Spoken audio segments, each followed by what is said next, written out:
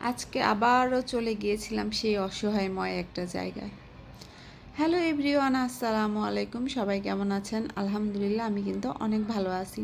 তো আজকেও চলে গিয়েছিলাম সেই অসহায়ময় একটা জায়গায়, যেখানে গেলে আসলে বোঝা যায় মানুষ কত বেশি অসহায়। আর আমি সবচেয়ে বেশি ভয় পাই এই জায়গাটা। আমার কেন যেন হাসপাতাল খুব বেশি ভয় করে। আমি কখনো ডক্টর দেখাইতে চাই না, ডক্টরের কাছে যেতে চাই না। আমার কাছে অনেক বেশি ভয় করে। আমি আমি হাসপাতালে যেতেই চাই না, আমার খুব ভয় করে। তারপর কি আর করার, যেতে তো হবেই। সমস্যা যখন হয়েছে সমাধান করতে হবে, আল্লাহ পাকের হুকুম যখন হয়েছে তখন তো যেতে হবেই।